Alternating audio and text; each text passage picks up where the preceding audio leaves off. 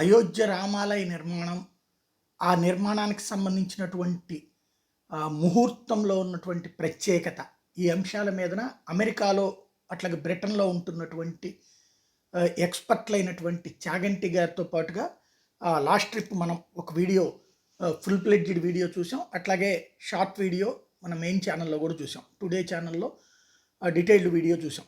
ఇప్పుడు తాజాగా రాఘవేంద్ర సాయి అక్కిన ప్రగడ గారు డాక్టర్ వెంకట చాగంటి గారితో కలిసి చేసినటువంటి లేటెస్ట్ వీడియో అయోధ్యలో రాములవారి గుడిని 1528లో కూల్చినప్పుడు ఉన్న గ్రహస్థితులకి, భారతదేశంలో ఎన్నో ఇతర దేవాలయాలు, అమెరికా 9/11 దాడులు, అలాగే ఇజ్రాయెల్ దాడులు, ప్రపంచ యుద్ధాలు, ప్రపంచ వరల్డ్ వార్ 1, 2 జరిగినప్పుడు ఉన్న గ్రహస్థితులకి సామీప్యం ఉన్నదా, ఉంటే ఏంటి అని 2 పరిశోధన పత్రాలు ప్రచురించారు. వాటి గురించినటువంటి లోతైన చర్చకి సంబంధించినటువంటి వీడియో మనకు పంపించారు. ఒకసారి చూద్దాం. ఇప్పుడు కుజ దశలో, రాహు అంతర్దశలో, కేతు ప్రత్యంత దశ ఉంటే ఏమవుతుంది? చంద్రుడు లేనప్పుడు, సూర్యుడు లేనప్పుడు కేవలం చీకటి మాత్రమే ఉండేది. అసలు రామాలయం కూలకొట్టబడడానికి గల గ్రహస్థితులు ఏమిటి?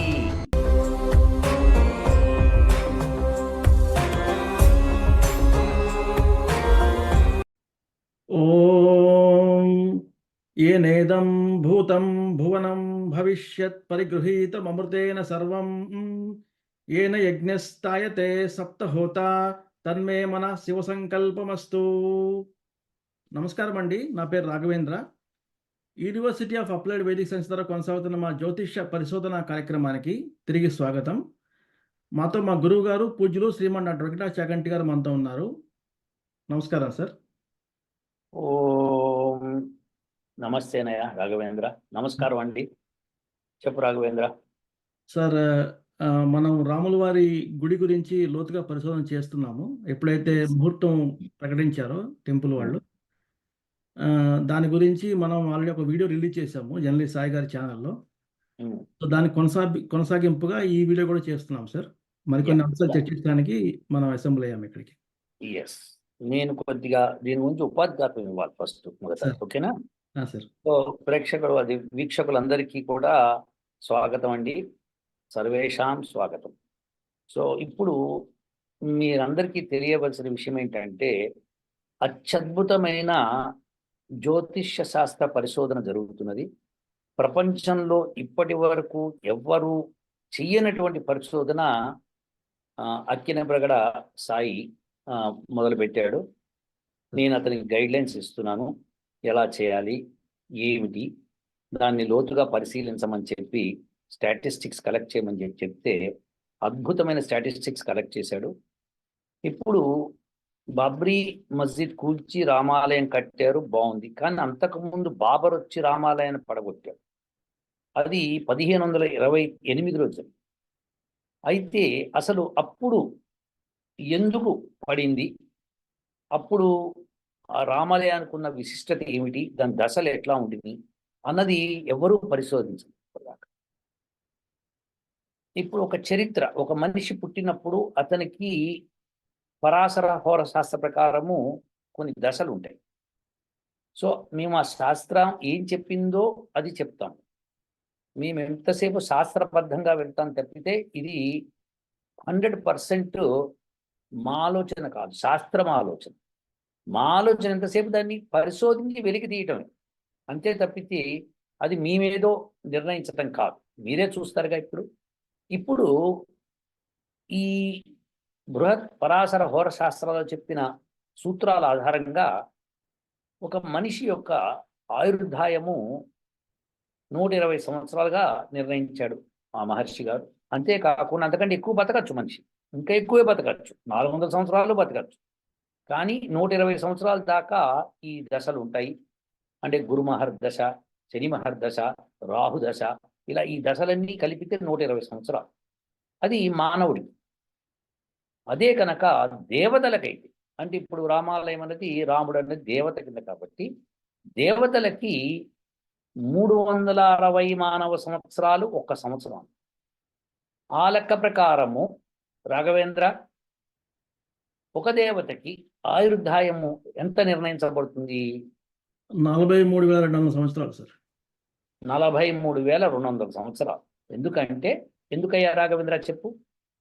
సో 120 సంవత్సరాలు ఇంటూ 360 సంవత్సరాలు దేవతా సంవత్సరం ఇంటూ ఈ 43,200 సంవత్సరాలు వస్తుంది సార్.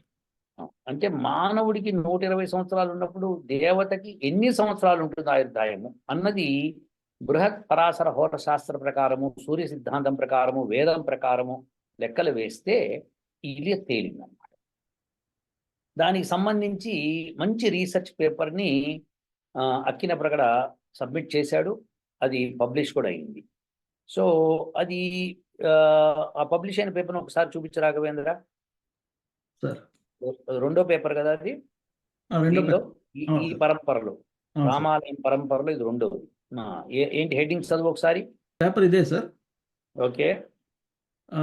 దీని హెడ్డింగ్ వచ్చి sir celestial inquiry unravelling the archaeological tapestry of the year 1528 desolation of Prabhu Shriram's Ayodhya temple. ఇది ఎవరు ఆథర్స్ ఎవరు ఇక్కడ? Raghavendra Sai Akkina Pragada and doctor Venkata Chaganti sir. Okay. ఎప్పుడు పబ్లిష్ అయింది ఇది? 22nd జనవరి సార్, లాస్ట్ మంత్. 22nd జనవరి. ఓకే. ఆ రోజు రామాలయం ఓపెనింగ్ కూడా అయింది. ఓకే. అవును సార్. సో ఆ రోజు పబ్లిష్ అయింది. బాగుంది. దీనిలో నువ్వు చెప్పదలుచుకుంది ఏం చెప్పావు? ఏ దశలో ఇది జరిగింది అన్నది ఎలా చెప్పావు వద్దాం. ఇప్పుడు తీసేయి, హెడ్డింగ్ తీసేయి ఇంకా. సార్ సో ఇది ఈ పేపర్ తీసేయి. సో ఇప్పుడు ఏం చేశారంటే ఇప్పుడు మొట్టమొదట ఎన్ని యోగాలు ఉన్నాయి రామాలయానికి అని చెప్పి ఒక పేపర్ సబ్మిట్ చేశాము. దాని తర్వాత దాని వీడియో కూడా చేశాము. ఇప్పుడు రామాలయం ఓపెనింగ్ 22 డిసెంబర్ మధ్యాహ్నం 12:29:08 నుంచి 12:30:32 మధ్యలో జరిగింది. అవునా? అవును సో సార్. ఆ సమయంలో ముహూర్తం పెట్టడం మూలంగా యోగాలు ఎన్ని ఉన్నాయని డిస్కస్ చేసి, అలానే ఏ దశ నడుస్తోంది ఇప్పుడు అని రాఘవేంద్ర అక్కిన ప్రగడ దాన్ని క్యాల్కులేట్ చేశాడు. ఏ దశ నడుస్తోంది ఇప్పుడు రామాలయానికి? సో ప్రస్తుతం కుజ మహాదశ నడుస్తుంది సార్. కుజ మహాదశ నడుస్తోంది. అయితే మానవుడికి కుజ మహాదశ అన్నది 7 సంవత్సరాల కాలం ఉంటుంది. అవును సార్. కానీ అదే దేవతకైతే ఎంత కాలం ఉంటుంది రాఘవేంద్ర? సార్ ఇందాక మనం మాట్లాడుకున్నట్టుగా దేవతల ఆయుస్సు వచ్చి 43,200 సంవత్సరాలు కాబట్టి 7 సంవత్సరాలని దానికి స్కేల్ చేసి ఎక్స్ట్రాపులేట్ చేస్తే కుజ మహాదశ వాళ్ళకి 2,520 సంవత్సరాలు అవుతుంది సార్. ఓకే. కుజ మహాదశ రామాలయానికి 2,520 సంవత్సరాలు ఉంటుంది. అవును సార్. దానిలో ఎంత కాలం గడిచిపోయింది? 870 సంవత్సరాలు గడిచిపోయింది సార్. ఇప్పుడు మిగిలిన ఎంత కాలం ఇప్పుడు ఈ రామాలయానికి కుజ మహాదశ? దాదాపుగా 1500 పైచిలకు సంవత్సరాలు మిగిలింది సార్. ఇదండి సంగతి. అంటే పుట్టినప్పుడు కుజ మహాదశతో స్టార్ట్ అవుతుంది అనుకోండి. కుజ మహాదశ కొంతకాలం అయిపోయి ఉంటుంది. అప్పుడు రాఘవేంద్ర నన్ను అడిగాడు, ఏంటి సార్ మరి ఇప్పుడు గడిచిపోయిన కాలం అంటే మరి అర్థం ఏమిటి అని. అప్పుడు నేను చెప్పాను, అది దేవతలకు ఏమవుతుందంటే 43,200 సంవత్సరాల తర్వాత చక్రం తిరుగుతూ ఉంటుంది. సో 360 సంవత్సరాలకు ఒకసారి తిరుగుతుందని చెప్పి మీకు వీడియో కూడా చేశాను ఒకప్పుడు. అది అగ్ని, సూర్యుడు, రాత్రి, చీకటి కంప్లీట్గా. అగ్ని అంటే చంద్రుడు లేనప్పుడు, సూర్యుడు లేనప్పుడు కేవలం చీకటి మాత్రమే ఉండేది. ఎంత సమయం అనేది 3 కలిపితే 360 సంవత్సరాలు అని చెప్పి ఒక వీడియో చేశాం. గుర్తుందా రాఘవేంద్ర?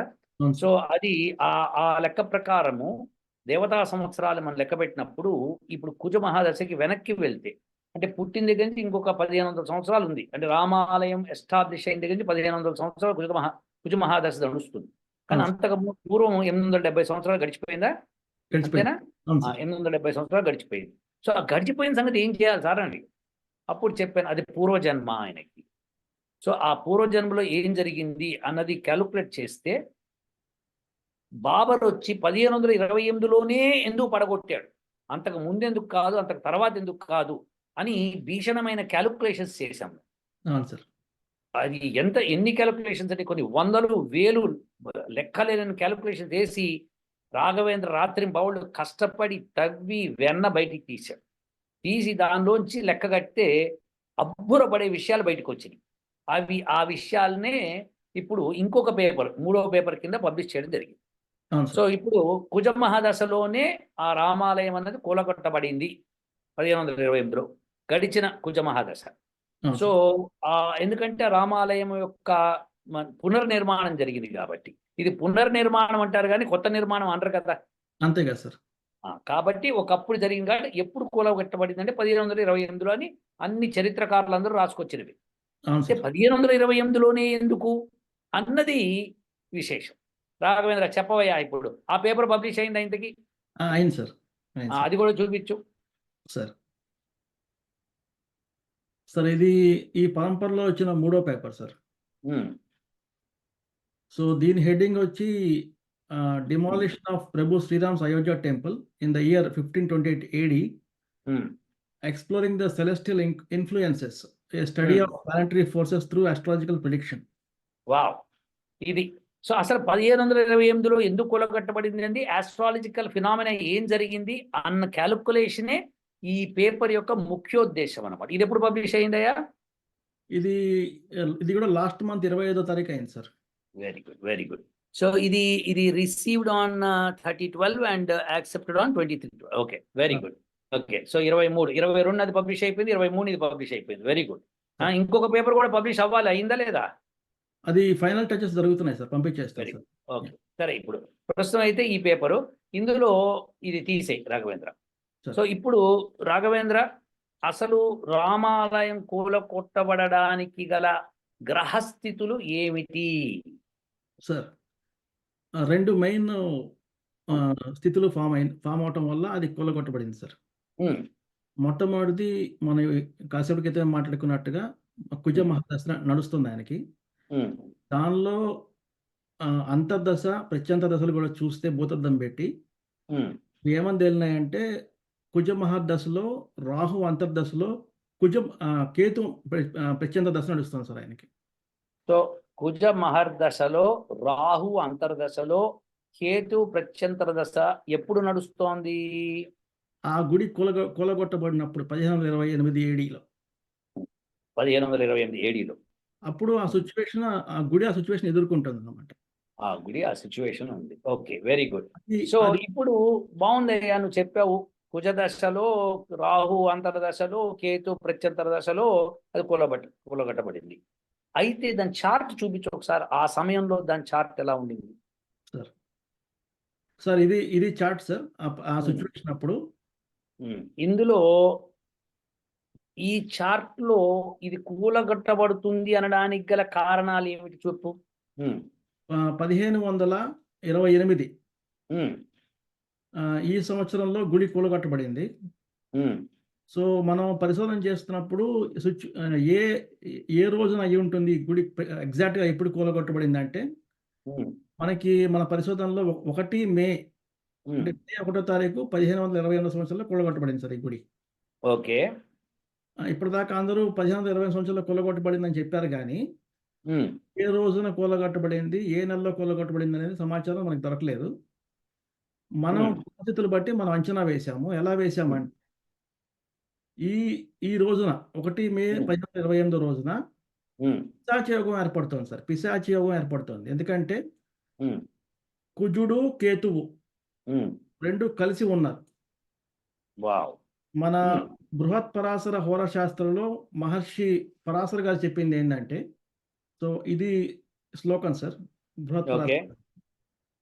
దాని అర్థం చెప్పు. దాని అర్థం ఏంటంటే sir, Pishacha yoga is formed if Mars and Ketu are conjunct, causing death or danger from fire situations. Okay, okay.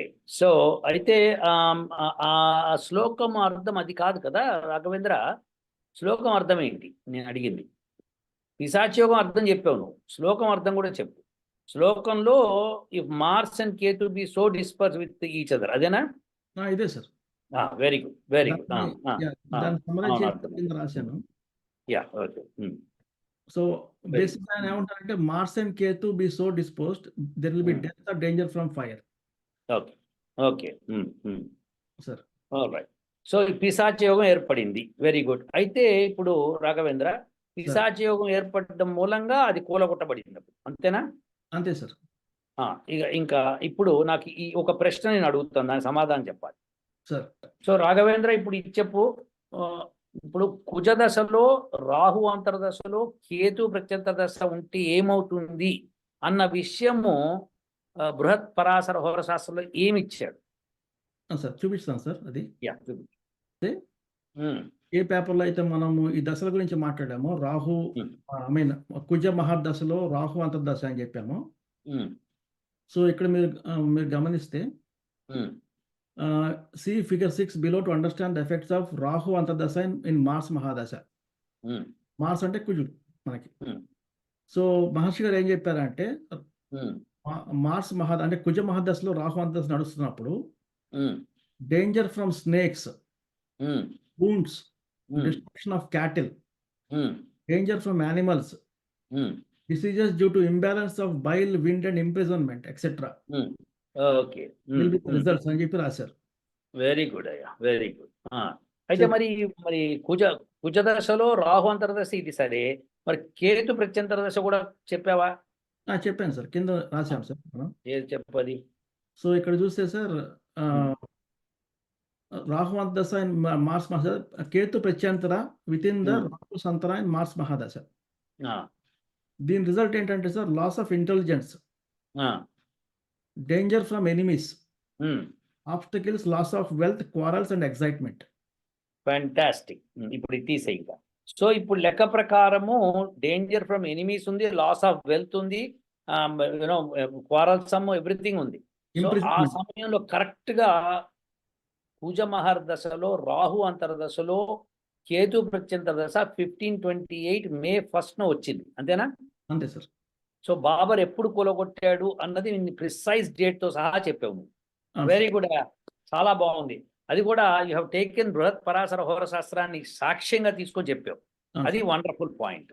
ఒకటి, అసలు చరిత్రకారులు 1528లో అప్రాక్సిమేట్లీ ఎప్పుడు కొల్లగొట్టబడిందని ఏమైనా చెప్పారా? నా పరిశోధన అయితే దొరకలేదు సార్, డేట్స్ అయితే దొరకలేదు. సంవత్సరం గురించి అందరూ మాట్లాడారు కానీ డేట్స్ గురించి చెప్పలేదు. నువ్వు first time in the history of రామాలయము, వీఆర్ ప్రౌడ్ ఆఫ్ దట్. నిజంగా భారతదేశం అంతా కూడా నీ పరిశోధనకి రుణపడి ఉండాలి. ఎందుకంటే నువ్వు డేట్తో సహా పక్కా చెప్పావు, సాక్ష్యం ఇచ్చావు. దానికి ఆ యొక్క సాక్ష్యాన్ని ప్రత్యేకించి తీసుకొచ్చావు. కుజదశలో రాహు అంతర్దశలో కేతు ప్రత్యంతర దశ తీసుకొచ్చి కరెక్ట్గా బృహత్ పరాశర హోరశాస్త్రంలో ఏం చెప్పాడో తీసుకొచ్చావు. బాగుందయ్యా. రాఘవేంద్ర, ఇప్పుడు నాకు ఒక సమస్య. నేను చెప్పినట్టుగా పిశాచి యోగము ఎప్పుడంటే అప్పుడు ప్రతి సంవత్సరం ఏర్పడుతుందని చెప్పాను. మరి ఈ దానికి ప్రత్యేకత ఏమిటి? ఈ రామాలయం పడగొట్టినప్పుడు పిశాచ దశకి ప్రత్యేకత ఏమిటి? దాని గురించే సార్ మనం ఏం చేసామంటే ఒక 2 ప్రమాణాలు చూపించాం ఇప్పుడు.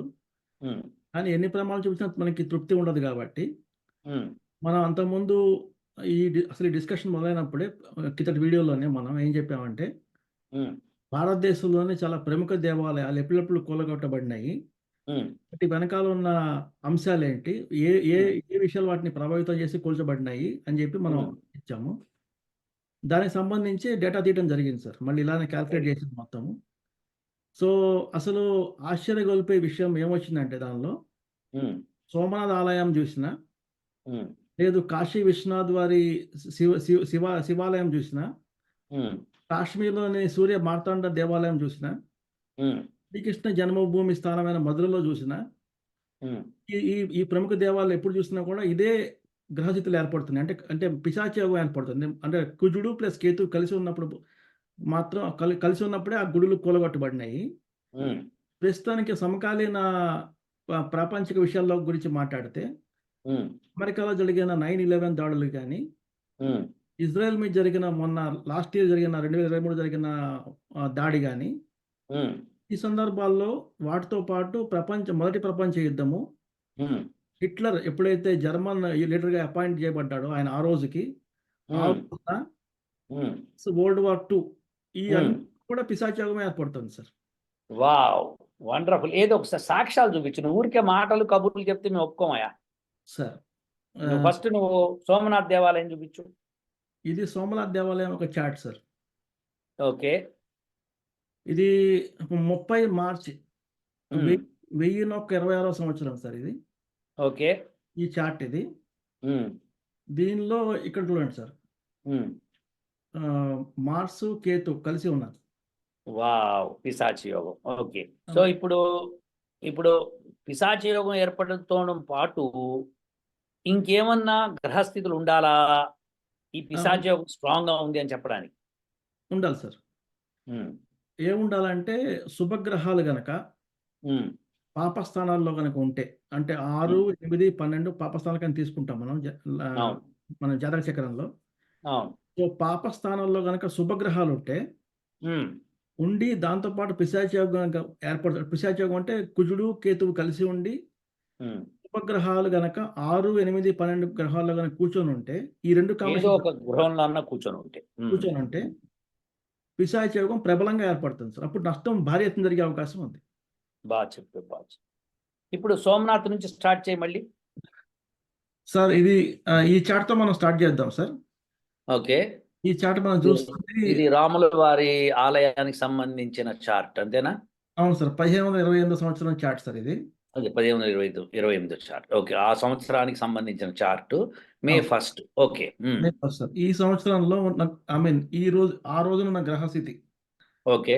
ఏంటంటే ఇక్కడ మార్స్, హ్మ్.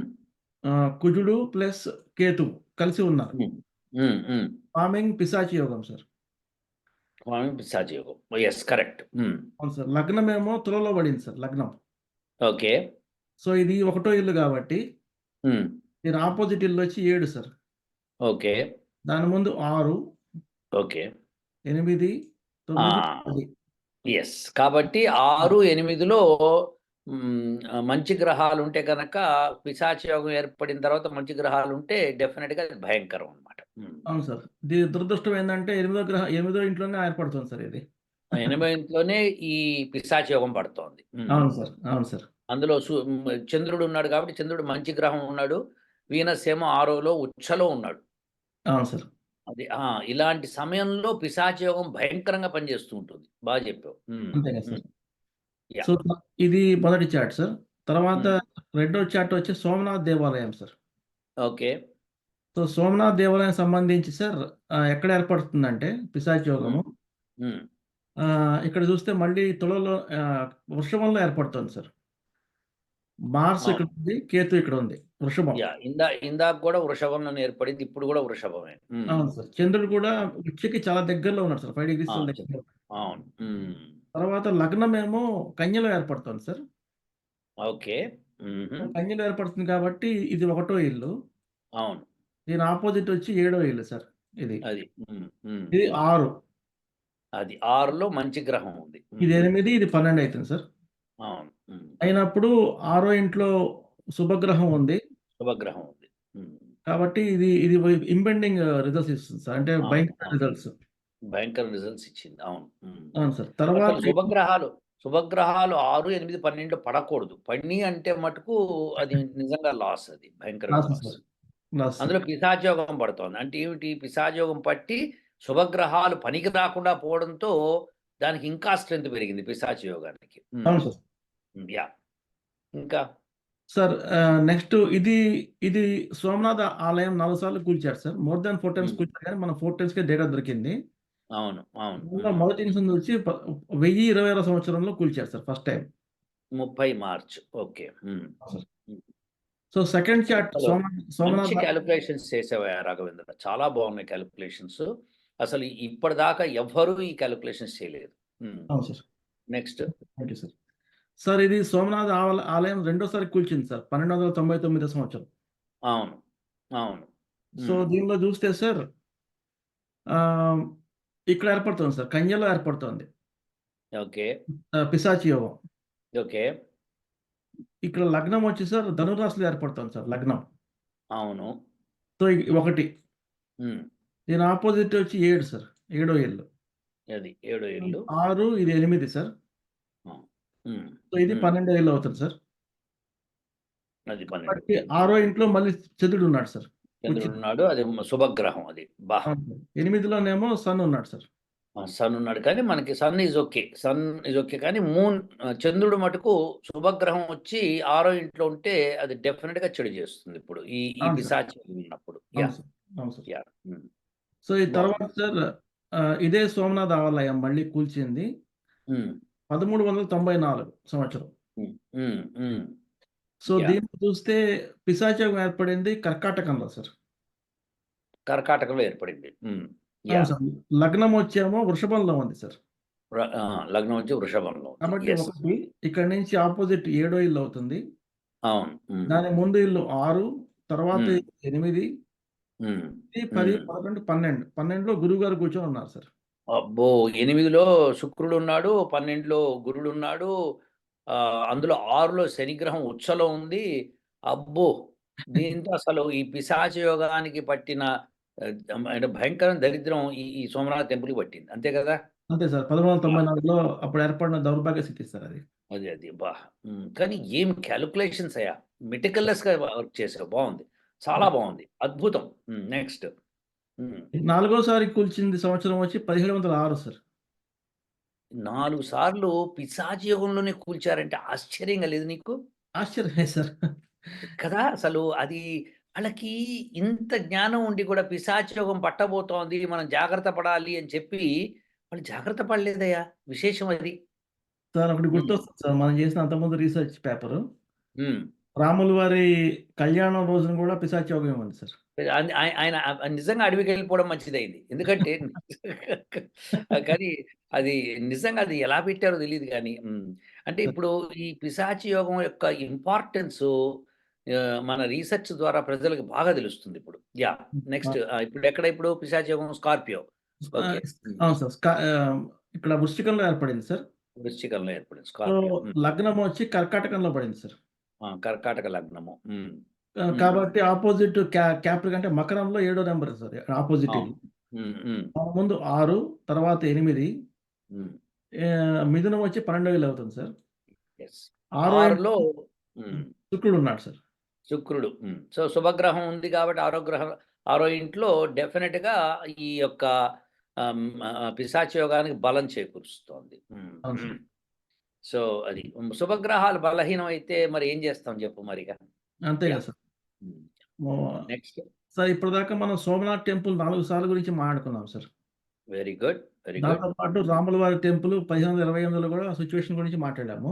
ఎస్, అంటే మనము రాముల వారి టెంపుల్ 1528లో కూల్చడాన్ని దానికి సమర్థంగా మనం అసలు అది నిజమేనా లేదా కాకతాళీయం అంటే కాదు, ప్రతి గుడి అలానే జరుగుతోంది అని చెప్పుకురావడానికి ఇన్ని సాక్ష్యాలు చూపించాం. ఇంకా. అవును సార్. సో నెక్స్ట్ వచ్చి వారణాసికి వెళ్తాం సార్. వారణాసి. సోమనాథ్ టెంపుల్ 4 సార్లు మనం డేటా తీసాము. 4 సంవత్సరాలు, 4 డిఫరెంట్ సంవత్సరాల్లో. అవును. సో వారణాసి టెంపుల్ వచ్చి సార్ 1195 సంవత్సరం నుంచి మాట్లాడుతున్నాం సార్. ఓకే. ఆ సంవత్సరంలో మార్చి 28న ఇలాంటి గ్రహస్థితి ఏర్పడింది సార్. పిశాచ యోగం ఏర్పడింది మేషంలో. మేషరాశిలో ఏర్పడింది సారి. ఓకే. లగ్నం వచ్చి కన్య అయింది సార్. ఓకే. కాబట్టి 7వ ఇల్లు ఆపోజిట్ కాబట్టి పైసెస్ అంటే మీనంలో 7వ ఇల్లు అయింది సార్. మీన రాశి. 6 వచ్చి కుంభం అయింది సార్. 8 వచ్చి మేషం అయింది. అక్కడే ఏర్పడుతుంది సార్ 8వ ఇంట్లో. ఓకే. అష్టమ గృహే దౌర్భాగ్యం దానికి. అవును, అది పైగా మెర్క్యూరీ బుధగ్రహం మంచి శుభగ్రహం అక్కడ ఉంది. అవును సార్.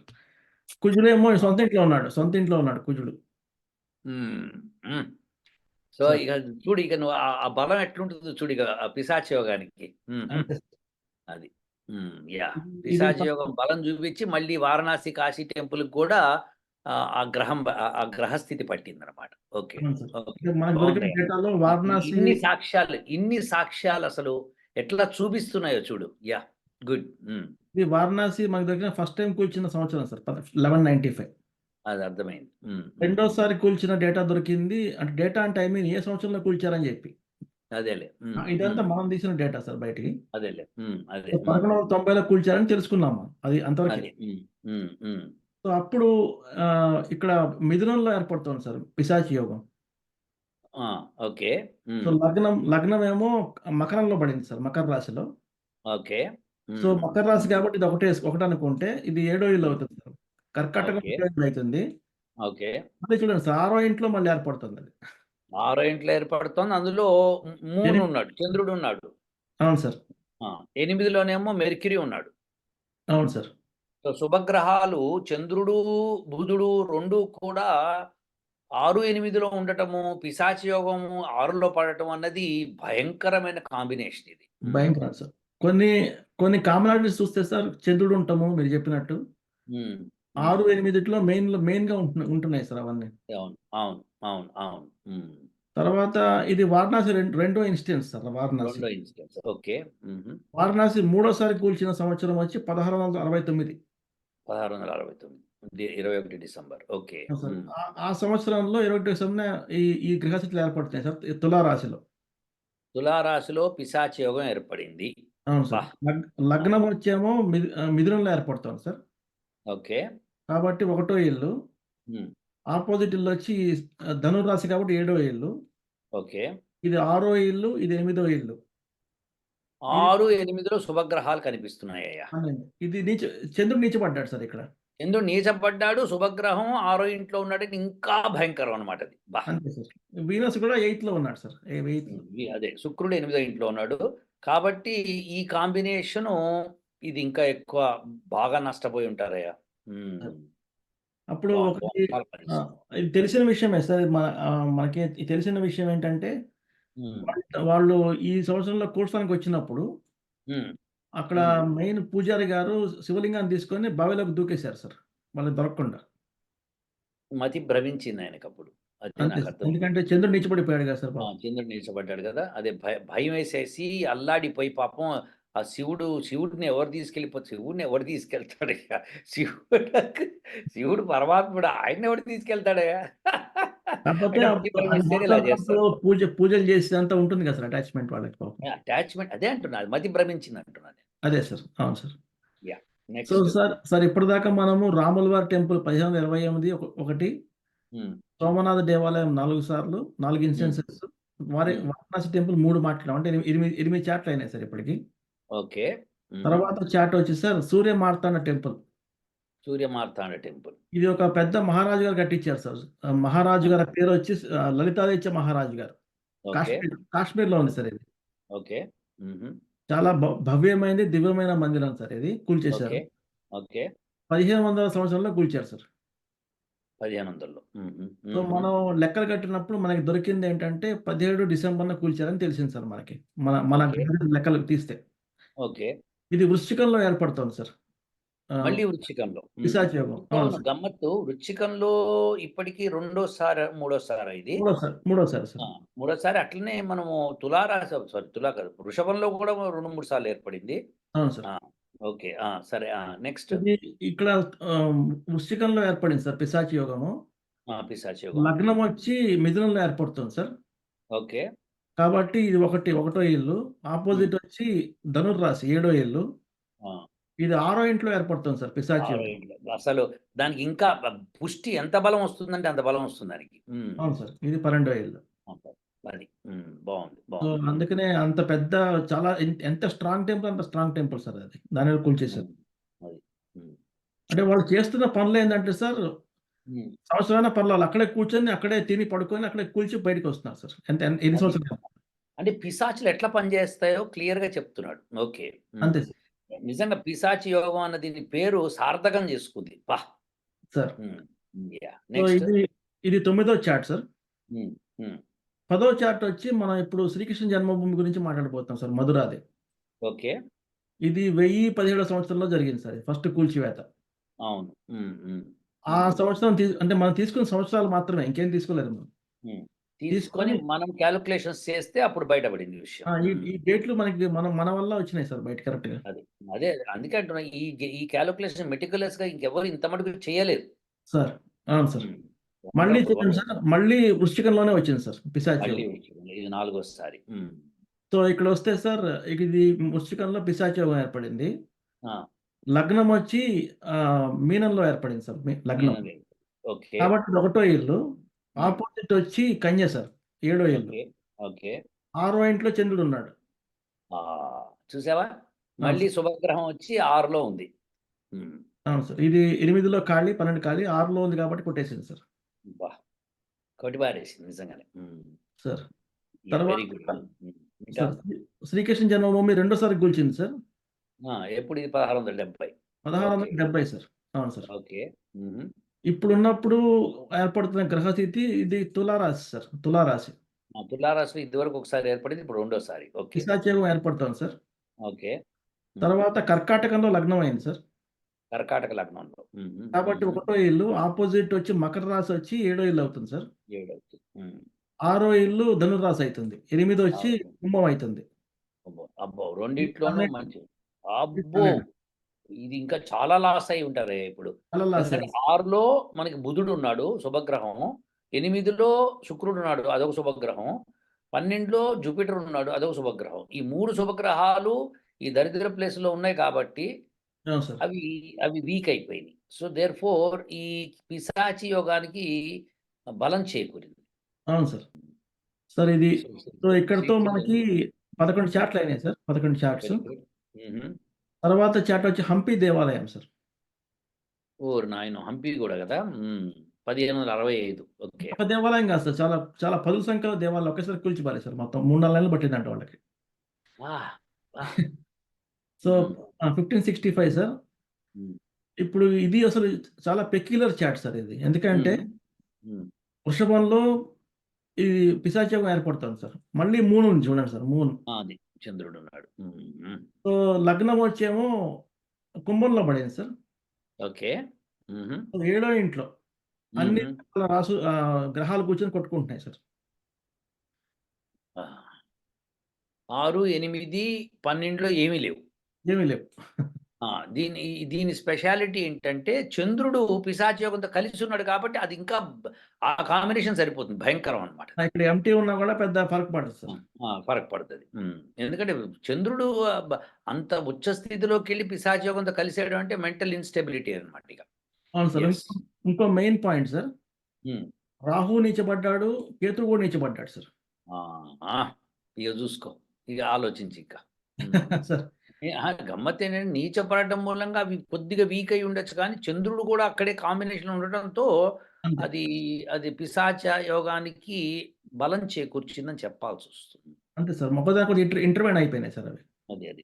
కానీ ఏడో ఇంట్లో ఎన్ని గ్రహాలు కూర్చున్నాయి? మొత్తము 5 గ్రహాలు కూర్చున్నాయి. 5 గ్రహాలు.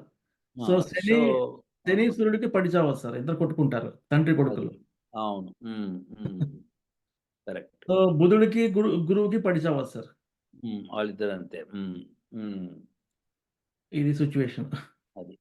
యాహ్! నెక్స్ట్? సార్, సార్ ఇది ఈ చార్ట్ వచ్చి 9/11 అమెరికా అటాక్స్ సార్ ఇది. యెస్. హ్మ్. సో ఈ అటాక్స్ అప్పుడు సార్ ఆహ్, పిశాచయోగం ఏర్పడుతోంది ధనుర్రాశిలో సార్. ధనుర్రాశిలో. ఇది మొదటిసారి మనం చూడటం. హ్మ్. అవును సార్. సో హ్మ్. ఇక్కడ లగ్నం వచ్చి సార్ కన్యలో ఏర్పడుతుంది సార్ లగ్నం. లగ్నం కన్యలో ఏర్పడింది. ఓకే. కాబట్టి ఇది ఒకటో ఇల్లు అనుకుంటే, హ్మ్. నేను అపోజిట్ మీనం వచ్చి ఏడో ఇల్లు అవుతుంది సార్. అవును. అవును. సో ఇది 6, ఇది హ్మ్. 8, హ్మ్. ఇది 12 సార్. హ్మ్. యెస్.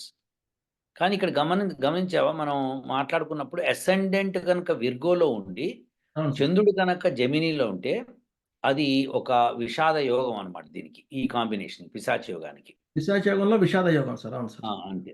పిశాచ యోగంలోనే విషాద యోగం. ఎందుకంటే విర్గోలో అసెండెంట్ పడి సార్. చంద్రుడు జెమినీలో ఉంటే అది అదొక ప్రాబ్లమ్ అయ్యేది. అంతే సార్. ఎందుకంటే జెమినీ, విర్గో 2 కూడా బుధుడి ఇల్లు. అవును సార్.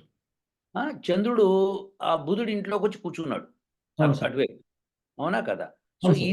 ఈ కాంబినేషన్‌లో ఏంటంటే మనం అర్థం చేసుకోవాల్సింది పిశాచ యోగానికి స్ట్రెంత్ ఇచ్చే కారణము అసెండెంట్‌లో విర్గో ఉండటము, జెమినీలో మూన్ ఉండటం. సో ఇలాంటిది ఇంకోసారి కూడా ఏర్పడితే తెలుస్తుంది. అవును సార్. ఇంకో అండర్‌లయింగ్ ఫ్యాక్ట్ సార్. ఆ! మన మహర్షి గారు, పరాశర మహర్షి గారి ప్రకారము, హ్మ్. బృహత్పరాశర హోరాశాస్త్ర ప్రకారము హ్మ్. ఆహ్, బుధుడి ఇళ్ళైన హ్మ్. జెమిని అంటే హ్మ్. మిథునము, కన్య హ్మ్. హ్మ్. ఈ 2 రాసుల్లో గూడా చంద్రుడు ఎనిమి. అవును. హ్మ్. సో, శత్రువొచ్చి ఆయన ఇంట్లో కూర్చుంటున్నాడు. అది. అది దాంతో విశేషం. పాటు పిశాచయోగం ఏర్పడింది. పిశాచ యోగం. అంటే అందులో చంద్రుడు వీక్ అయ్యాడని అర్థం. అందులో డైరెక్ట్ యాస్పెక్ట్ అవును. పిశాచయోగానికి. హ్మ్. అవును. కాబట్టి ఈ రాహు, జూపిటర్ కాంబినేషన్ ఇంకో యోగం ఉండాలే? అవును. కానీ మనకిక్కడ తగలలేదు సార్ ఎప్పుడు. పర్వాలేదు. ఓకే. ఆల్‌రైట్. యెస్. సో ఈ కాంబినేషన్ గుర్తుపెట్టుకోవాలి, అందరూ కూడా గుర్తుపెట్టుకోవాల్సింది. విర్గోలో అంటే కన్యా రాశిలో లగ్నం ఏర్పడి ఆ మిథునంలో గనక చంద్రుడు ఉంటే అవును సార్. అప్పుడు పిశాచయోగం ఏర్పడితే అది భయంకరము.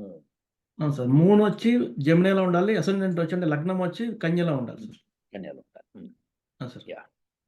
యాహ్! సార్ ఇది 9/11లో కూడా పిశాచయోగం ఏర్పడిందని అంటే ఇంత స్పష్టమైన ఎవిడెన్సెస్ ఇస్తున్నప్పుడు అసలు ఈ ఎవిడెన్సెస్ ఆర్ మార్వెలస్ అన్నమాట. ఇప్పుడు నభూతో నా భవిష్యత్తు. ఇంత మటుకు ఎవరు ఈ విషయాల్ని చర్చించలేదు. ఇన్ని సాక్ష్యాలు చూపించలేదు. సార్. యెస్. గుడ్. ప్రొసీడ్ అవ్వు. సార్ ఇప్పటికి 13 చార్ట్స్ అయినాయి సార్. ఓకే. సార్ ఇప్పుడు మనం చూస్తున్న chart Mumbai attacks chart sir. హుహు. సో ఈ ఈవెంట్ జరిగినప్పుడు సార్ ఇది పిశాచయోగం ఏర్పడలేదు సార్. అవును. ఏర్పడలేదు. ఎందుకంటే మార్స్, కేతు టుగెదర్ లేవు. లేవు సార్. ఎందుకంటే మార్స్ వచ్చి అంటే కుజుడొచ్చి స్కార్పియోలో అంటే వృశ్చికంలో ఉన్నాడు. హ్మ్. కేతు వచ్చి కర్కాటకంలో ఉన్నాడు సార్. అందుకని అవును. హ్మ్. పిశాచయోగం టెక్నికల్‌గా ఏర్పడలేదు సార్. ఓకే. కానీ ఏం ఏర్పడిందంటే కాలసర్ప దోషం ఏర్పడింది సార్. ఓహ్! ఓకే. కాలసర్ప దోషాలు చాలా ఉన్నాయి కాబట్టి ఇందులో ఏ రకం ఏర్పడింది? అంటే ప్రముఖంగా 12 వాటిల గురించి మనం మాట్లాడుకుంటాం సార్. 12 రకాల కాలసర్ప దోషాల గురించి మనం మాట్లాడుకుంటాము. హ్మ్. దానిలో రెండిటి గురించి ప్రస్తావిస్తాను సార్. ఓకే. దీనిలో మొదటిదొచ్చి చంద్ర లగ్నం ప్రకారం చెప్తాను సార్. అంటే చంద్రుడి లగ్నంలో చూసుకొని ఆ! అక్కడి నుంచి మనం చెప్పడం సార్. అంటే ఇక్కడ చంద్రుడు ఇక్కడ ఉన్నాడు కాబట్టి తులా రాశిలో హ్మ్. ఇది ఒకటో నంబర్ ఇల్లు అనుకుంటే చంద్రుడికి హ్మ్. హ్మ్. అక్కడి నుంచి 4 ఇంట్లో గనక రాహు ఉంటే ఇది హ్మ్. 1, ఉన్నాడు కదా! 1, 2 హ్మ్. ఇది 4 ఇల్లు అనుకుంటే హ్మ్. ఇది. యాహ్! సో 4 ఇంటూ రాహు కాబట్టి ఆబ్వియస్‌గా అపోజిట్‌లో కేతు ఉంటాడు సార్ 10వ ఇంట్లో. కేతు ఉంటాడు. అవును. పదో ఇంట్లో. కాబట్టి ఇది కేటగరీ 1 కాలసర్ప దోషం సార్. యెస్. కాలసర్ప దోషం. అవును. ఇలానే రెండో రకం కూడా ఉంది సార్. రెండో రకం హ్మ్. కాలసర్ప దోషం ఏంటంటే ఉన్న 12లో హ్మ్. ఆహ్, ఇప్పుడు లగ్నం నుంచి చూసుకుంటే సార్ లగ్నం నుంచి హ్మ్. లగ్నం ఇక్కడ ఉంది కాబట్టి హ్మ్. ఏడో ఇంట్లో గనక రాహువు ఉంటే ఓకే. కూడా అది కూడా ఒక రకమైన కాలసర్ప దోషం సార్. అది. ఏడో ఇంట్లో రాహు ఉన్నాడంటే ఒకటో ఇంట్లో కేతు ఉన్నట్టేగా. హ్మ్. అంతే సార్. అంతే సార్. యాహ్!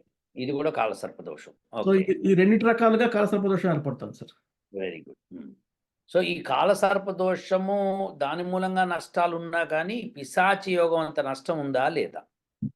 అంటే ఆహ్, మ ధన ధన, మాన, సంపత్తి, ప్రమాదం హ్మ్.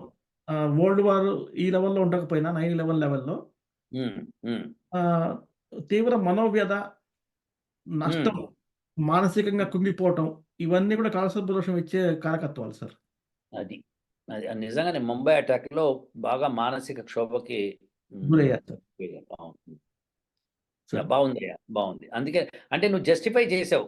ఇది పిశాచి యోగం లేదు కదా! మరి దీనికి అటాక్ అయింది కదా! అనడానికి ఈ కాలసర్ప దోషం చూపించి అసలు ఆ రిసర్చ్ వర్క్ చాలా బావుందయ్యా. బావుందయ్యా. చాలా సార్. బావుందయ్యా. Very good. ఓకే.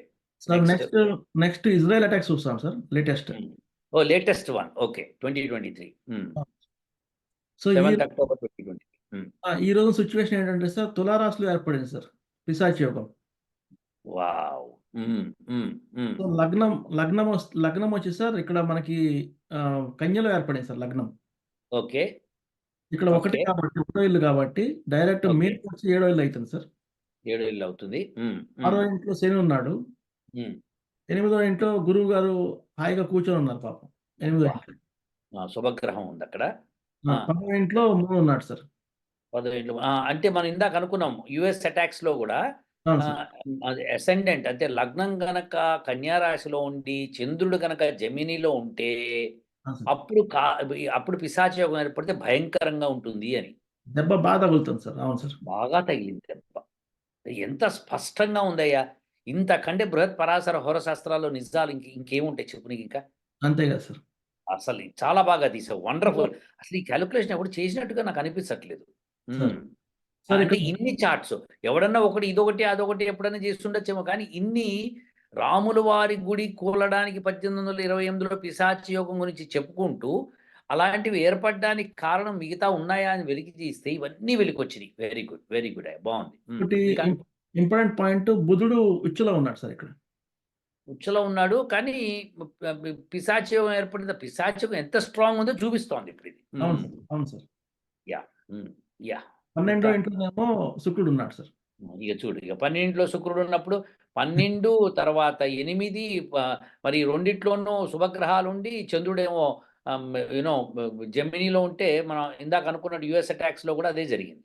అవును సార్. ఎగ్జాక్ట్‌లీ. అంటే వీళ్ళు అట్లా అటాక్ చేసేవాళ్ళు పిశాచులే అని చెప్పాలి కదా మరి. ధనమాన ప్రాణాల్ని పణంగా పెట్టేసి వాళ్ళు దూకేశారు అంటే దాని అర్థం ఏంటి? పిశాచులు అనమాట అది. అంతే ఇప్పుడు సార్. ఏదైనా యుద్ధం చేసేటప్పుడు బాబు మీరు ఈ తప్పు చేస్తున్నారు, మేము యుద్ధం చేస్తున్నాం అని చెప్పడం వేరు. వాళ్ళకి తెలియకుండా చప్పుడు కాకుండా లోపలికొచ్చి ఆడవాళ్ళని చెరిచి అసలు రభస చేసి ముసలి, ముతక, చిన్న, పిల్ల అందరిని చంపి వాళ్ళ బాడీలని ఇట్లా చీల్చి చెండాడి వేళ్లాడటం అనేది పిశాచులు చేసే పని. మనుషులు చేసే పని కాదు. అవును సార్. ఇళ్ళలో దూరి కూడా చంపి పారేశారు సార్. అదే. ఇది భయంకరమైన పిశాచి యోగం. యాహ్! తర్వాత ఇంకా తర్వాత చాట్ సార్ వరల్డ్ వార్ 1 గురించి sir. Okay. So world war 1 గురించి మాట్లాడితే సార్ హ్మ్. ఇక్కడ ఏర్పడుతోంది సార్ పిశాచయోగం. సింహరాశిలో ఏర్పడుతోంది సార్. సింహరాశిలో ఏర్పడింది. ఓకే. అదే లగ్నం మార్స్, లగ్నం కూడా కేతు, అట్లనే అయింది సార్. లగ్నం కూడా మళ్ళీ మూన్ కూడా ఉన్నాడయ్యా. మూడులో ఉన్నాడు. అవును సార్. ఇంక దానికి నువ్వు ఏం చెప్తావు చెప్పు? ఇది 12 తర్వాత అంటే బుధుడు ఉన్నాడు సార్. బుధుడు 12 వీనస్సు, బుధుడు ఇద్దరు ఉన్నారు. ఆరో గ్రహాలు. ఆరో ఇంట్లోనేమో గురువు ఉన్నాడు సార్ ఆయన. ఇంక నీకు దీనికంటే వరల్డ్ వార్ ఏం కావాలయ్యా నీకు? సార్. కాదు పిశాచి యోగం ఎట్లుంది చూడు. అంటే ఏంటి ఎవడు ఎందుకు కొట్టుకుంటున్నాడో ఎవడికి తెలవదనమాట. అంతే ఒక ఒక రకమైన సమ్మోహనం అస్త్రాలంటారు కదా సార్. ఎవరికి అర్థం కాదు. మతి భ్రమించింది అందరికి. ఎవడు అంతే. పడితే వాడు అస్త్రాలు ఉన్నాయి కదా ఏసుకుంటూ పోయాడు అంతే. అంతే సార్. వాహ్! నీకో సంగతి తెలుసా? ప్రపంచంలో మొట్టమొదట విమానాలతో గొడవ జరిగింది ఇది. ఓకే. Recorded history. విమానాలు కనిపెట్టిన తర్వాత విమానాలతో యుద్ధం చేసింది ఫస్ట్ టైమ్. అవును సార్. అంటే ఇదివరకు మన చరిత్రలో మనకున్నాయి కానీ ఇప్పుడు మోడర్న్ టైమ్స్‌లో అంటే మన రిలవెంట్ టైమ్స్‌లో చెప్పుకోవాలంటే. రికార్డెడ్ హిస్టరీ అనుకుంటే రికార్డెడ్ హిస్టరీలో అది. సో ఇది ఇది వరల్డ్ రికార్డెడ్ వార్ హిస్టరీ 1 అది మనకి ఫోటోలతో సహా ఉన్నాయి, వీడియోలతో సహా ఉన్నాయి. అది విశేషం. అవును సార్. అది. 28 జూన్ 1914 సార్ ఇది. 28 జూన్ 1914 ఓకే. సార్. నెక్స్ట్ బాగా వచ్చి నెక్స్ట్. నెక్స్ట్ వచ్చి మనం ఒక ఆయన గురించి మాట్లాడుకోవాలి సార్. ఎవరా పెద్దాయన? Adolf Hitler. Adolf Hitler. Okay. Okay. ప్రమాణ స్వీకారం చేశాడు జర్మనీ ఛాన్సలర్ అంటే లీడర్ ఆఫ్ జర్మనీగా. లీడర్ ఆఫ్ జర్మనీగా ఎప్పుడు 30 జనవరి 1933. ఓకే. ఆ రోజు ఎంత భయంకరమైన గ్రహస్థితి ఉందంటే సార్. హ్మ్. సో సింహరాశిలో హ్మ్. పిశాచయోగం ఏర్పడింది సార్. అవును. మార్స్, కేతు ఇద్దరున్నారు. అక్కడ జూపిటర్ ఉన్నాడు. ఓకే. ఏమో లగ్నం మీనంలో ఓకే. లగ్నం వచ్చింది సార్. ఓకే. అంటే విర్గు కన్యా రాశి ఏడో ఇల్లు అవుతుంది. ఓకే. అంతే కదా. ఆరో ఇంట్లో ఏర్పడింది పిశాచయోగం. ఆరో ఇంట్లో పిశాచయోగం ఏర్పడింది సార్. తస్సదియ్య. ఇది 12వ ఇల్లు. అర్థమైంది. ఇలానే ఆరో ఇంట్లో అంతకుముందు కూడా 2, 3 సార్లు ఇన్సిడెంట్స్‌లు ఏర్పడింది. అవును. ఆరో ఇంట్లో ఇది భయంకరం అని తెలుసుకున్నాం కదా. అవును. సో ఇతను he lead the second world war with that ఆయన కెప్టెన్ అవ్వడం దానికి మైండ్‌లో పిశాచి దూరిందనమాట ఇక. అంతే కదా? అంతే సార్. బా! ఈయన ఎప్పుడైతే లీడర్ అయ్యాడో జర్మనీలో ఈ ముహూర్తాన అప్పటి నుంచి వరల్డ్ వార్ 2 బిగిన్ అయ్యేదాకా ఏదో ఒక చిన్నపాటి యుద్ధం జరుగుతూనే ఉంది సార్ చుట్టుపక్కల. అది. ఓకే. ఇంకా వెరీ గుడ్. 1933 30th జనవరిలో ఆయన జర్మనీకి ఛాన్సలర్ అయ్యాడు. అది గమ్మత్తేంటంటే రాములు వారిది కూడా అప్పుడు దశరథుడు పెట్టినప్పుడు పిశాచి యోగం ఉంది అప్పుడు. ఉంది సార్. ఆయన మైండ్‌లోకి మతి భ్రమించిందప్పుడు. అందుకనే అది జరిగిందనమాట. అంతే కదా? అంతే సార్. యాహ్! నెక్స్ట్. అప్పుడు చంద్రుడు నీచపడ్డాడు సార్ ఆ టైంలో కూడా. ఆ టైంలో కూడా చంద్రుడు నీచపడ్డాడు. కరెక్ట్. బాగా చెప్పావు. నెక్స్ట్. ఆయన ఎప్పుడెప్పుడే చంద్రుడు నీచపడతాడో దశరథ మహారాజు మురిసిపోతుంటాడు సార్ పాపం ఆయన. అవును నిజం. అది ఆయన అప్పుడు పరశురాముడు వచ్చినప్పుడు చంద్రుడు నీచపడ్డాడు. అవును అవును. కరెక్ట్. యాహ్! తర్వాత లాస్ట్ చాట్ సార్ ఇది. ఇది world war 2 chart. World war 2 okay. అది ఇందాక చెప్పిందేమో ఆయన అడాల్ఫ్ హిట్లర్ లీడర్ అయినప్పుడు. అవును ఇది sir. First September 1939 okay. Okay. ఈ రోజున అంటే 1 సెప్టెంబర్ 1939 రోజున ఫస్ట్ బాంబ్ పడింది World War IIకి. ఫస్ట్ బాంబ్ పడింది. Okay. Recorded history sir. Okay. కానీ ఇక్కడ ఇలానే ముంబై అటాక్స్ లాగానే ఇక్కడ కూడా టెక్నికల్‌గా పిశాచయుగం ఏర్పడలేదు. ఎందుకంటే మార్సు మకర రాశిలో ఉన్నాడు. ఓకే. కేతువు వచ్చి మేషంలో ఉన్నాడు. కాబట్టి కరెక్ట్. కాబట్టి కాబట్టి పిశాచయుగం డైరెక్ట్‌గా ఏర్పడట్లేదు. కానీ ఓకే. కానీ కుజుడికి హ్మ్. స్పెషల్ దృష్టి ఉంటుంది. నాలుగో ఇంటి దృష్టి, అవును. 8వ ఇంటి ఐదో ఇంటి దృష్టి ఉంటుంది ఆయనకి. అవును. అవును. కాబట్టి చాలా పవర్‌ఫుల్ దృష్టి. అవును. కుజుడికి. సో ఇది ఇక్కడున్న 1, 2, 3, 4. సో నాలుగో ఇంట్లో కుజుడు పట్టుకుంటాడు ఆయన. అది. కాబట్టి ఇండైరెక్ట్ దృష్టి. కానీ కుజుడు కేతువుని పట్టుకుంటాడు. కరెక్ట్. క్వెషన్ ఏమడుగుతారంటే దీనికి బలం రావాలి కదా! బలం ఎక్కడి నుంచి వస్తుందంటే ఈ మహానుభావుడి నుంచే వస్తుంది. హిట్లర్ నుంచి. ఆయనేగా మొదలుపెట్టింది. అవును. ఆయన పిశాచి. పిశాచులు తయారవుతున్నారు అప్పుడు. అది అర్థం అన్నమాట. అవును sir. Yes. That is the strength. కాబట్టి ఈ ఒక లీడర్ అయిన సమయం మనం ముహూర్తాన్ని బట్టి ఇప్పుడు రాముల వారి గుడి ముహూర్తాన్ని బట్టే కదా మనం ఈ చార్ట్స్ అన్ని బయటికి తీసింది. అంతే సార్. యెస్. అంతే. కాబట్టి ముహూర్తం బలం అన్నమాట. ఈ చాట్‌కి లింక్ ఖచ్చితంగా కనెక్ట్ అయితుంది సార్. కరెక్ట్. అవును. ముహూర్త బలం అది. అవును సార్. బాగా చెప్పారు. So very sir good. ఇప్పటిదాకా దృష్టి అంటే ఏంటంటే పిశాచి యోగం డైరెక్ట్‌గా ఏర్పడకపోయినా ఇండైరెక్ట్‌గా ఒకవేళ ఏర్పడితే ఛాన్సెస్ ఆర్ దేర్ అని చెప్తున్నావు. That's correct. అవును సార్. సో రాఘవేంద్ర నువ్వు చేసిన రీసెర్చ్‌కి తిరుగులేదయ్యా. 20 అంశాలు తీసుకొని పిశాచ యోగంలో ఏర్పడిన భయంకరమైన స్థితిగతులను ఎక్స్‌ప్లెయిన్ చేశావు. చాలా బాగుంది. సో దీన్ని బట్టి 1528లో రామాలయం కూలగట్టబడిన బాబర్ కూడా పిశాచి. అలాంటి పిశాచులు భారతదేశాన్ని పరిపాలించారయ్యా. ఆ పిశాచి యోగం ఏర్పడినప్పుడు 6, 8, 12 ఏదో ఒక ఇంట్లో ఉన్న అన్నింట్లలో ఉన్న శుభగ్రహాలు ఉంటే కనుక ప్రబలమవుతుంది. అంతేకాకుండా దేశానికి సంబంధించింది అయితే కనుక కన్యా రాశిలో లగ్నం ఉండగా చంద్రుడు మిథునంలో ఉండగా పిశాచి యోగం ఏర్పడితే మటుకు భయంకరమైన స్థితిగతులు ఏర్పడతాయి. అదే మనము అమెరికా అటాక్లో చూసాము, ఇజ్రాయెల్లో చూసాము. అమెరికా అటాక్ జరిగిన తర్వాత దాదాపు 20 సంవత్సరాల పైన యుద్ధం నడుస్తూనే ఉంది ఆఫ్ఘనిస్తాన్. రావణ కష్టం అది. అలానే ఇప్పుడు కూడా ఇజ్రాయెల్ది కూడా లెక్క ప్రకారము ఇంకా కొన్ని సంవత్సరాలు గడుస్తుంది. ఖచ్చితంగా సార్. భయంకరమైనది. చాలా మంచి రీసెర్చ్ అయ్యేది. అసలు నా భూతో నా భవిష్యత్. ఎవ్వరు ఇంత మటుకు రామాలయం కూలగట్టిన దగ్గర నుంచి ఇన్ని అంశాల మీద పిశాచి యోగం ఉంది, కరాఖండిగా ఇలా ఉంది అని చూపించడం అన్నది ఎవ్వరూ చెప్పలేదు ఇప్పటిదాకా. అసలు మొత్తం హిస్టరీ ఆఫ్ ఆస్ట్రాలజీలో ఎవరు చెప్పలేదు. సో ఎవరన్నా ఎక్కడన్నా చెప్పుంటే కనుక పబ్లికేషన్కి అయితే రాలేదు సార్. కాబట్టి ఇది నిర్ద్వంద్వంగా ఇది మనం ఆద్యులమయ్యాము. తర్వాత ఇప్పుడు ఇంకొక విషయం చెప్పాల్సింది ఏంటంటే ఇప్పుడు రామాలయం 2024లో జనవరి 22న 12:29:08 నుంచి 12:30:32 దాకా జరిగిన ముహూర్త కార్యక్రమంలో మనం బేస్ చేసుకొని బ్యాక్ వెళ్ళి రామాలయాన్ని మనం చెప్పాం. ఖచ్చితంగా డేట్తో సహా చెప్పగలిగాం. సో ఇప్పుడు ఫ్యూచర్లో ఈ రామాలయానికి ఇటువంటి గండాలు ఉన్నాయా అన్న రీసెర్చ్ మనం చేసాం. అది ఇప్పుడు వద్దు, తర్వాత మాట్లాడు. ఓకేనా? చిన్న విషయం కూడా ప్రస్తావిస్తాం సార్. చెప్పయ్యా. అదేంటంటే రష్యాకి యుక్రెయిన్కి వార్ జరుగుతుంది కదా సార్. అవును.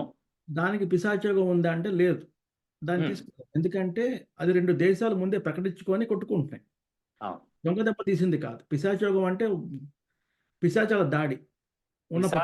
అంటే దోచుకెళ్ళడానికి వచ్చిన దాడి. ఇది సార్వభౌమత్వం కోసం కొట్టుకుంటున్న దాడి. కాబట్టి అది ముందరే అది రష్యా యుద్ధం చేయబోతోందని ముందరే ప్రకటించడం జరిగింది. అది మిలిటరీ యాక్షన్ అని చెప్పింది. 2022లో ఫిబ్రవరి 24వ తారీఖున అది మొదలుపెట్టింది. 2 ఇయర్స్ నుంచి కాబట్టి పిశాచే ఉంది. 2 ఇయర్స్ నుంచి వార్నింగ్ ఇస్తూనే ఉంది. దానికి వేరే గ్రహస్థితులు ఉంటాయి. యుద్ధానికి గ్రహస్థితులు వేరు. పిశాచి యోగం అన్నది ఇది మూకుమడిగా ముష్కర్లు వచ్చి దోచుకెళ్ళటం అన్నమాట. నువ్వు ఇప్పుడు చూపించిన సోమనాథ్ దేవాలయము, కాశీ దేవాలయము, బృందావనము, రామాలయము, హంపి, ఇవన్నీ సూర్య మార్తాండ ఇవన్నీ దోచుకెళ్ళిన వ్యవహారం. అంతే సార్. అలానే యుఎస్ అటాక్ కూడా దోచుకెళ్ళటమే, అది మొత్తం ఫైనాన్షియల్లీ కూలిపోయిందంటే దోచుకెళ్ళటమే. అంతే. అలానే మనకి ఇక్కడ ఇజ్రాయెల్ అటాక్ కూడా అది దోచుకెళ్ళటమే, ఎందుకంటే ప్రాణ ధనాలు అన్నిటిని దోచెళ్ళేవాడు. సో అంతే. ఇవన్నీ జరిగినాయి. సో ఇది పిశాచులు ముష్కర్లు చేసే దండయాత్రలా ఉంటుంది. అంతే సార్. కాబట్టి మనము ఇప్పుడు వచ్చే ఎపిసోడ్లో ఈ రామాలయానికి, అంటే అయోధ్య రామాలయానికి ఏమైనా గండాలు ఉన్నాయా అన్నది మనము డిస్కస్ చేయవలసి ఉంది. ఖచ్చితంగా సార్. వెరీ గుడ్ అయ్యా, Sir. ఎక్సలెంట్ వర్క్ అయ్యా, నువ్వు చాలా బాగా చేసావు. రాత్రింబవళ్ళు కష్టపడి దాన్ని దున్ని తీసి బయటికి దాన్ని ఖరాఖండిగా డేట్లతో సహా పెట్టావంటే అది సామాన్య విషయం కాదు. సార్ మీ డైలాగ్ చరిత్రకారులు ఈ విషయం నేర్చుకోవాలి. చరిత్రకారులు డేట్ ని ఫిక్స్ చేయడం అన్నది ఎలా అన్నది కూడా తెలుసుకోవాలన్నమాట. వాళ్ళకి తెలియకపోతే ఎలా అన్నది మనం చెప్పగలుగుతాం. అది కొంతమంది ఇదే గొప్ప విషయం. మన ఋషులు మనకు అందించిన శాస్త్రాల గొప్ప విషయం. అవును సార్. కొంతమంది డేట్స్ మెన్షన్ చేశారు సార్. కరెక్ట్ చేశారు. ఇందులో అయ్యా అందరి వీక్షకులకి తెలవవలసిన విషయం ఏంటంటే, ముఖ్యమైన విషయము, మానవుల ఆయుష్ 120 సంవత్సరాల నుంచి పైన ఉంటుంది. కానీ 120 సంవత్సరాలకే దశలు ఉంటాయి. రాహు దశ, కేతు దశ, ఇలాంటి దశలన్నీ కూడా 120 సంవత్సరాల లిమిట్లో ఉంటాయి. అవును సార్. అదే దేవతలకైతే కనుక దేవతా సంవత్సరాలంటే 360 మానవ సంవత్సరాలు ఈజ్ ఈక్వల్ టు ఒక దేవతా సంవత్సరం. అవును సార్. ఆ లెక్క ప్రకారము 120 సంవత్సరాలను ఎక్స్ట్రాపులేట్ చేస్తే, దాన్ని కనుక వ్యాపింపజేస్తే 43,200 సంవత్సరాలు వస్తుంది. అవును సార్. ఇన్ని సంవత్సరాలు ఒక దేవత యొక్క ఆయుర్దాయం. అవును సార్. కానీ అంతకంటే ఎక్కువ ఉండొచ్చు, అంతకంటే తక్కువ ఉండొచ్చు, అది విషయం వేరు. కానీ దేవతలు కాబట్టి మనం అలా పెడతాం. పెట్టినప్పుడు వాళ్ళ యొక్క దశల్ని కూడా మనము ఎక్స్ట్రాపులేట్ చేస్తాం. అంటే మానవుడికి 7 సంవత్సరాల కుజదశ ఉంటే దేవతలకి 2,520 సంవత్సరాలు. అవును సార్. ఆ లెక్క ప్రకారము ఈ దేవాలయము అన్న పేరుంది కాబట్టి మేము దాని దేవతగాని తీసుకొని ఆ విధమైన క్యాలిక్యులేషన్స్ కట్టాం. ఇక ప్రాణ ప్రతిష్ఠ తర్వాత ఇది ఏమిడవుతుంది, ఎవరు కొలుస్తారు, ఎవరు కొలవరు, ఇవి మాకు సంబంధం లేదు. కేవలము లెక్కలు కట్టడము, సైంటిఫిక్ అనాలిసిస్ చేయటము, దానికి కావలసిన రుజువులు చూపించటం. 1 కాదు, 2 కాదు, 20 రుజువులు చూపించాడు రాఘవేంద్ర. అసలు ఇటువంటి ఎవిడెన్సెస్ ఎవ్వరు ఇప్పటిదాకా ప్రొడ్యూస్ చేయలేరు. Great job, I'm really appreciating. Good. నువ్వు పిహెచ్డి కంప్లీట్ చేయకముందే ఇంత అనాలిసిస్ చేస్తున్నావు అంటే, పిహెచ్డి అయ్యి ఎవరిదన్నా నువ్వు జాతకం చూసావు అంటే వాళ్ళది ఉన్నది ఉన్నట్టుగా అట్లా పెట్టేస్తావు. Good job. ఓకేనయ్యా, వెరీ గుడ్ రాఘవేంద్ర. ఓకే, అంతేనా, ఇంకేమైనా ఉందా? నెక్స్ట్ పేపర్ పబ్లికేషన్కి వెళ్ళిపోయింది సార్. అది ఎప్పుడైతే పబ్లిష్ అవుతుందో మళ్ళీ మనం కలిసి కొంచెం డిస్కస్ చేద్దాం సార్. సరే, ఓకే, గుడ్ జాబ్. ఉంటా. ఓం శాంతి శాంతి శాంతి. ఓం.